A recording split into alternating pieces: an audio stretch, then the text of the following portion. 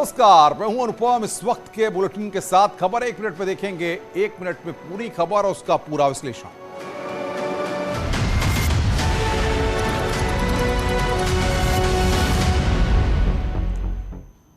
फर्रुखाबाद में इटावा बरेली हाईवे पर gas tanker आग का गोला बन गया। कई टन गैस टैंकर में भरी होने के चलते टैंकर में आग लगने से इलाके में हड़कंप मच गया।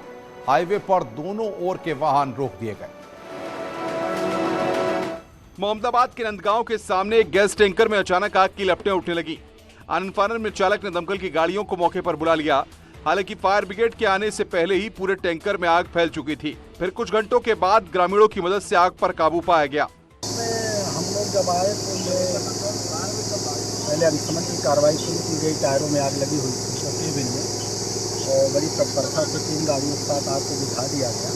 जो गैस इसकी कैप्सूल का लगभग 17 टन इसमें गैस थी, वो गैस हीट होने से बच गई, इसलिए ज़्यादा आग बढ़ नहीं पाई और पूरी तरह कंट्रोल कर ली गई।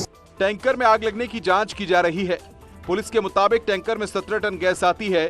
मथुरा से टैंकर कहां ले जाया जा रहा था, ये कागज देखने के बाद ही साफ होगा। हापुड़ की पटाखा फैक्ट्री ब्लास्ट का सबसे ज्यादा असर शाहजहांपुर जिले के लोगों को हुआ है। बताया जा रहा है कि उस फैक्ट्री में काम करने वाले शाहजहांपुर के एक ही गांव के 40 लोग थे।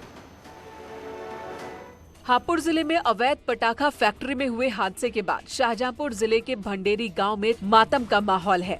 बताया जा रहा है कि गांव के लगभग 40 मजदूर उसी पटाखा फैक्ट्री में मजदूरी कर रहे थे, जो हादसे का शिकार हो गए। लेके 18-20 लोग गए हैं और हमारे गांव के थोड़ी दूर गांव वही पड़ता है, वहीं वहाँ वाले भी 10-20 लोग गए हैं।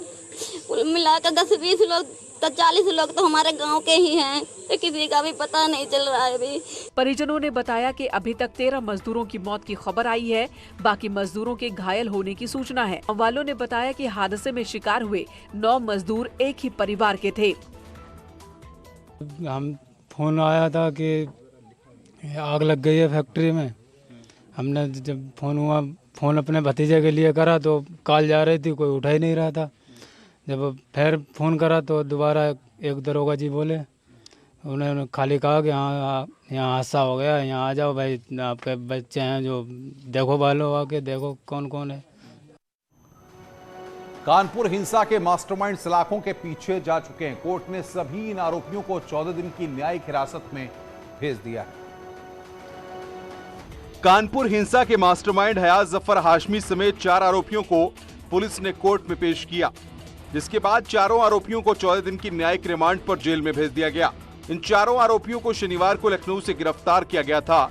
इन चारों की स्पेशल सीजेएम कोर्ट में पेशी हुई, जहां कोर्ट ने इन्हें 14 दिन के लिए जेल भेज दिया है। जुडिशियल कस्टडी रिमांड 14 दिन के लिए स्वीकृत हो गया है। इनको जेल भेजा गया, आगे रिमांड बढ़ाया जाएगा। कब से रिमांड पे लेंगे? क्या अभी पुलिस ने जेल भेजा है, उनको जुडिशियल रिमांड पे 14 दिन के लिए सभी लोगों को भेजा गया, रिमांड बढ़ाया जाएगा। इस दौरान कोर्ट में भारी सुरक्षा बल तैनात रहा। उधर एंटी टेररिस्ट स्क्वाड भी कानपुर हिंसा की जांच करेगी, जिसके लिए एटीएस की टीम कानपुर के परेड ग्राउंड इलाके में पहुंच चुकी है।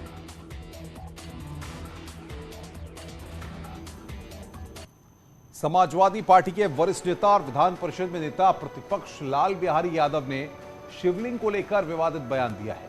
नेता प्रतिपक्ष के इस बयान पर अब सवाल उठने लगे हैं।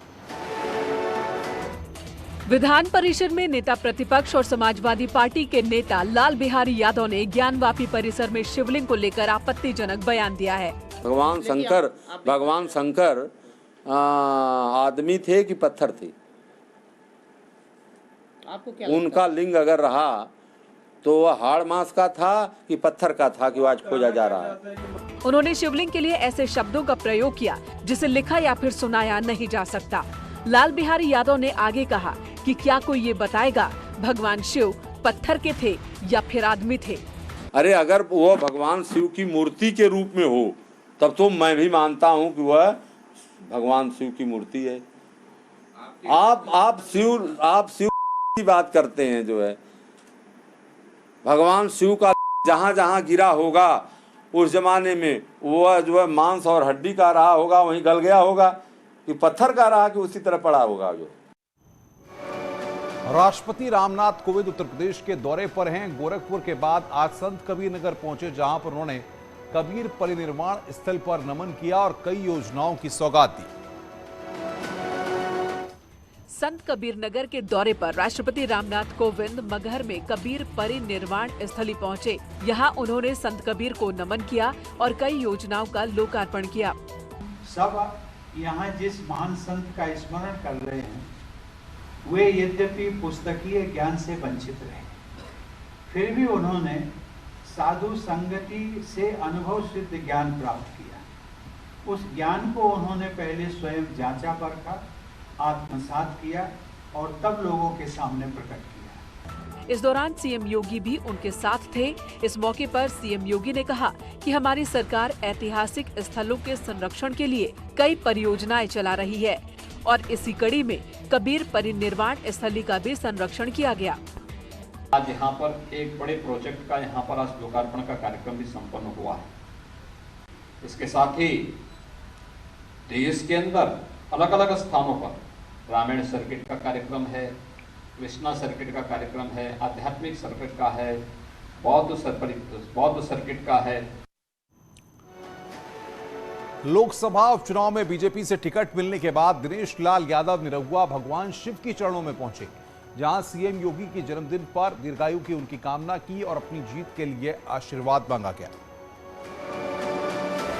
दिनेश लाल यादव गाजीपुर के प्रसिद्ध शिव मंदिर भंवरनाथ पहुंचे। शिव दरबार में पहुंच दिनेश लाल ने सीएम योगी के जन्मदिन पर उनके दीर्घायु के लिए कामना की। साथ भगवान के दरबार में अपना औपचारिक नामांकन भी भेंट किया और ईश्वर से ये प्रार्थना किया कि हमारे आजमगढ़ को एक बार यहाँ कमल खिला दीजिए और कमल खिल जाए। हमारा आजमगढ़ हमारे देश की जो सरकार है, भारतीय जनता पार्टी की सरकार है, जो प्रदेश में सरकार है वो हमारे भारतीय जनता पार्टी की सरकार है। सरकार के साथ जुड़ के और मेरा आजमगढ़ बनारस और गोरखपुर की तरह चमकने लगे, बस यही हम लोगों ने दुआ प्रार्थना किया। दिनेश लाल ने दावा किया कि अब की बार आजमगढ़ में कमल खिलेगा, क्योंकि यहाँ की जनता भी यही चाहती है कि यहाँ कमल खिल जाए और आजमगढ़ चमकने लगे।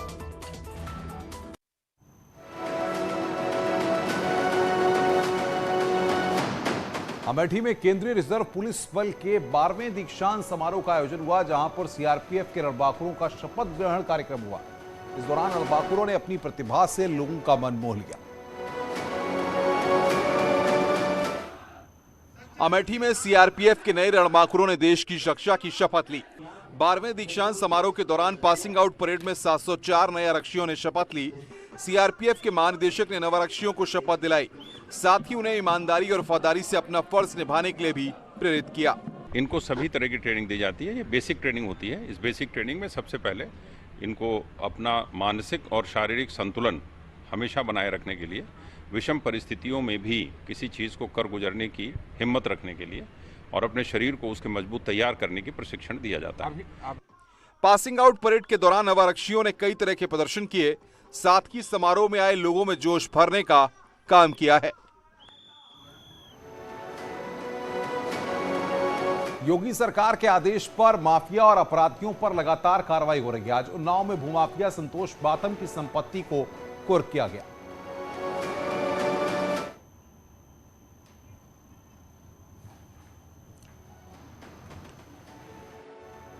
तो गैंगस्टर संतोष बाथम पर यह कार्रवाई की गई। 55 लाख की अवैध संपत्ति को प्रशासन ने कुर्क किया।